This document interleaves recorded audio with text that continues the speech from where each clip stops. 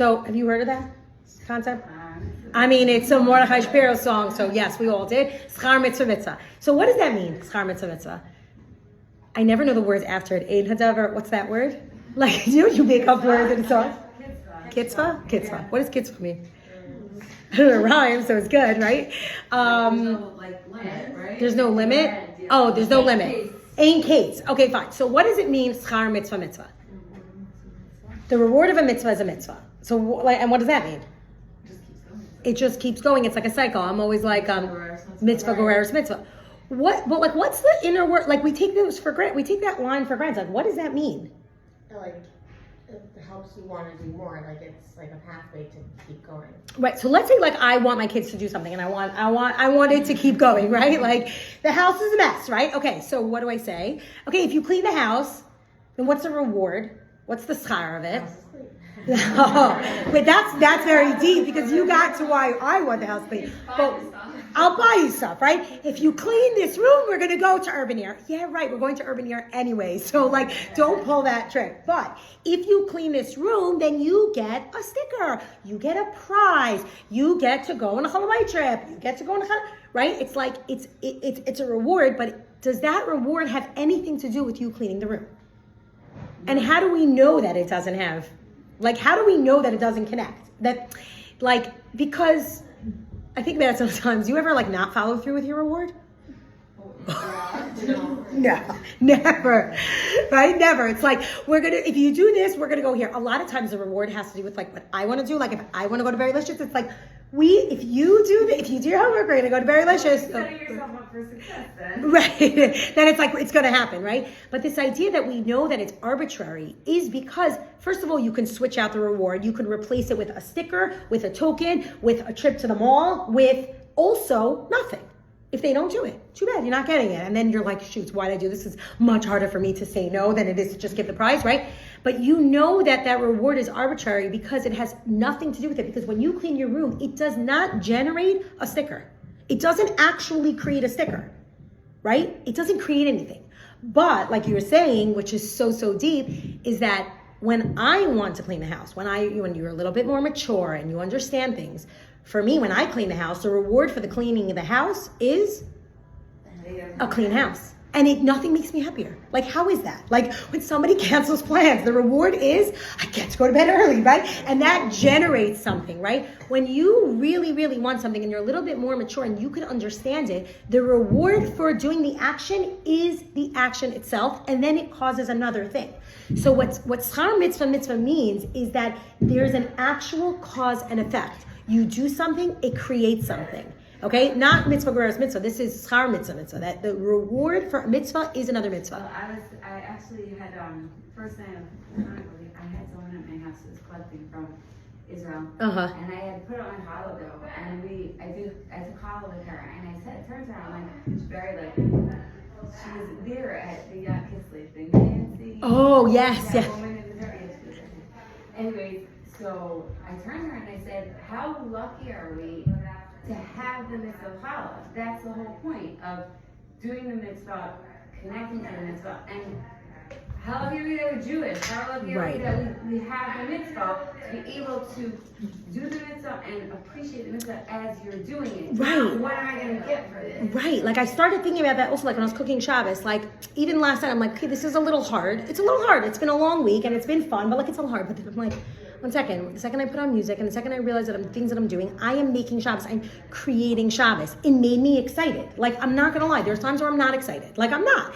But when you tap into that level of, like, we have challah, like, I can bring shefa bracha into my house through making the challah, that's enough. Like, I almost don't even need the thing that I'm thinking about, because that thing that I'm doing, that action that I'm doing, is already creating something closer. So what it means is that all the revelations that need, so here he explains that, and starting in Parak Lamed Zayin, sorry, I'll read it inside. Okay, schar mitzvah ba'atzma, that it actually happens. But it says, v'hinei tchilas hashlemis hazeh, that now the fullest expression of the reality of Hashem here in this lowest world, shel yemos hamashiach v'tchias hamesim, 2 eras, by the way, yemos hamashiach, and then tchias hamesim. These are 2 different eras, by the way, that we will enter. The first one is, what does yemos hamashiach mean?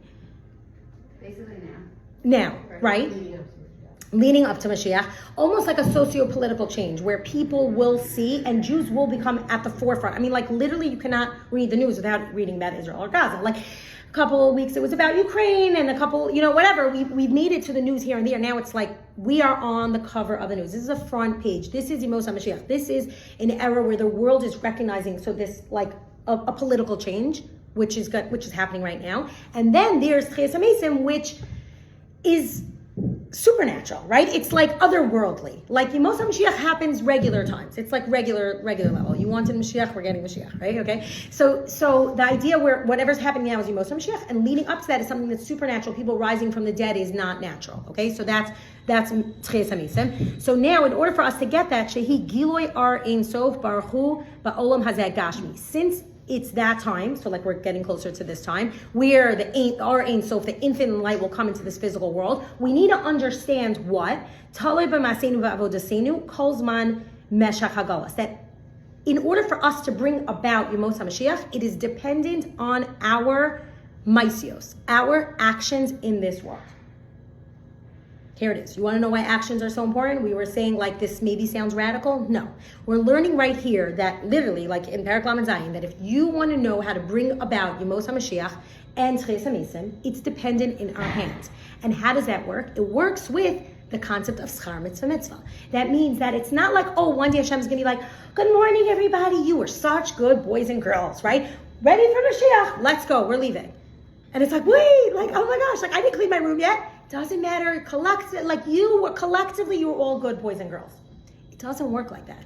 The way that it works is, and it's not arbitrary, the way that it works is cause and effect. It's like, Shay's was giving this example that like, here in Tanya, I don't have these fancy watches because I have an Apple Watch, but like if you were to take off the cover of your watch and like see, actually my husband just got a watch for Hanukkah, a gift from somebody, and it was like, they were like shaking it. I'm like, oh my God, I haven't used a watch like that. And so like an automatic watch, right? And you see the gears turning. If you were to take off the cover and the top of the watch and you see the inner workings, the gears, that's literally what we're telling you. You want to bring about Mashiach, you want to know what's happening, I'll tell you what the inside gears are, and that is the concept of schar mitzvah. And the way that schar mitzvah works is that it's on not just, okay, if the room is clean and I'm sitting on the couch reading the family first, then when Mashiach can come, it's okay. It doesn't work like that. Every single person has to do their tafkid to bring more light into this world by doing the maisios that they were presented with. It's not like, like I'm saying, it's not arbitrary. It's not one morning we wake up and we're leaving. It's you can bring it about through your maisios. The things that you do will cause more of an effect in this world. I always like to think of it as a scratch off, right? The scratch off is that everybody has their box and everybody needs to scratch it off. And then as soon as that's scratched off, then we bring about the Mashiach. The other night I went to, it was a Fabring, Zusha, Rabbi Pinson. I don't know if anybody ever heard of Rabbi Pinson. He's like Zusha's Rebbe. And when I first got there, I'm like, I really wanted to hear him speak. I've heard him speak like on recordings. I want to see him in person. And there was a friend of my husband who's Chabad, and he was holding like a bag of menorahs. And he was like, come, let's go. There was like a bar next door. He's like, let's go give out menorahs. And I'm like, okay, I work in Kiev. Like I do this, whatever. And then I was like, well, one second, like this is so out of my comfort zone. Like I'm not going to go. And it was like a trap scary. It was like a Matzah Shabbos. It was like a little late. And he was like, let's go. And he walked in and he ends up finding two Jews and he gave them menorahs. And I'm like, okay, I don't get it. I'm like, tell me about this. And then I realized 1 second, this is exactly it. You need to help find people. And I'm like, now I get it. Like it just enlightened me to the whole concept where Chabad Hasidus is out there wrapping people with tefillin and like getting bar stools and getting Larry David and like, why are they bringing that? Like, what are they doing? What is this? Like, what are they getting a prize for this? Do they get points for this? And I'm like, there's no points for this. When you are like shluchim, like when you go out there and you bring light to the world, this is exactly what they're doing. It's based on the Tanya. Now you understand why there's Chabad houses everywhere. I mean, I understand. Now this was like enlightening to me. It was like, oh my gosh, now I get it. Why they're everywhere. Why? Because they understand the concept that everybody has to do their part in order for it to be done. It's not just one morning we wake up and you got a prize and you got a sticker and we're going to Urban here. It's not like that. You have work to do. You have stuff to do. And then it also like solidifies that concept of why we've been talking about action-based Yiddishkeit up until now. It's action, action, action. But it's more than that. It's also bringing light into the darkness. My son is my chavrusa, so I can't like hide it anymore. But like I was with Azra, I was talking to him. I was like, I was like, if I don't understand something, I work it out with him. So I was talking about like this whole world, right? How did this world start off? Tohu vavohu, right? What does tohu mean? Empty, barren, right? What? Deserted, right? If there's a place that's deserted for a very long time, right? Like, you know, like in the movies, like when there's like all those cars piled up, like, and they're waiting to be like crunched, right? Like, if you leave that place, chaos, you leave that place for even longer, it's already chaos, but if you leave it even longer, I don't know, like hyenas start coming, like, you know what I mean? Like something, like it becomes barren and it becomes like icky and it becomes dirt and nobody's coming to clean it up, right? You'll drive around the neighborhood and you'll see this one like haunted house. You're like, what's going on there, right? It's left there. It's tohu. It's totally barren. And that's how this world started off. So if we don't go around picking up the garbage and converting everything that is dirty into light, we're going to be here a long time. So it's like, get your gloves on, get those, like, those, do you ever see those people like cleaning up in the parks, community parks, the sticks, right? When I was pregnant and I couldn't bend, I got one of them for myself. I was loving it. Now I use it sometimes on my front lawn, like those clippers. You know what I'm talking about. So, you ever use that or no? No. Not the sticks, but like it's so good when you can't bend down. It's like, order on Amazon. My mother actually got it when she had like hip replacement, and I was like, I kind of like this. So I keep one like in my front of my house, and my kids like it. It's fun. We have to go around cleaning up that garbage. So what does it mean transforming the darkness into light? We have to bring light to the darkest places. Now, we don't have to go very far because we explained at one point that everything in this world has a klipa over it, right? We said there's klipas, right? We asked if it's so clear that Hashem is here, then why don't we see him? So we said there are klipas, right? Back in like Parak Zion. We spoke about klipas, but we said that there was a certain type of klipa that this world is really encased in. And what was that? Because I literally just saw it. Klipas. It's an open book class. Don't worry. It's a klipas noga. So what is a klipas noga? What does it mean? It's like when you use. I'm messed it up. But it's like you doing a mitzvah with an object that receives its energy from. I'll just read it. The klipas noga, the least potent form, is capable of it's using a klipa, I guess, to do a mitzvah. Yeah. So it's like it's what? What'd you say? Transformable klipa, right? As opposed to like klipa, like the shlices klipas in Spanish that you can transform. Right, like as opposed to things that we can't transform. Let's say like no other use, right? Right.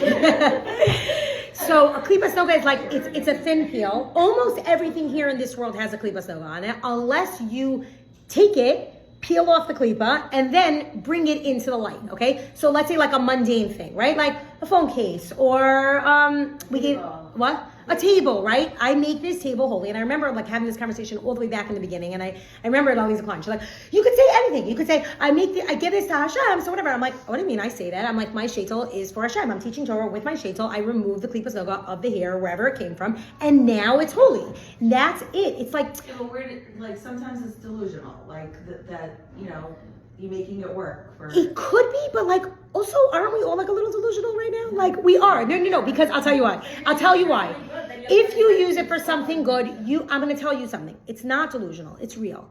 It's based in Tanya. If you set aside something that has a klipa on it, which almost everything here in this world does, you peel that off, you activate that object into making it into a dir b'tachtonim for Hashem, you're good. You're fine. The ultimate example, right? Like I like being delusional. I also like being delusional, right? We're in the Alamas, right? There you go, and that word is intention, and that's the ultimate. I always say Hasidus is intention.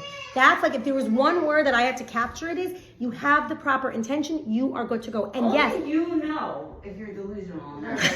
do you? No, we need to like only you know. I know You know that Matzio is like back, Yeah, sure. like he's wrapping himself in tefillin. But not then. But you know what? There were klipas removed there at that concert. I gave that example at the concert last year, Hanukkah, when I was there. And I was like a crowd. I wasn't sure. I'm like, this is definitely like, there's a lot of klipas here at this concert. And this year, Hanukkah, he literally was putting on tefillin. So yeah, it might take time, but you are able to see it. So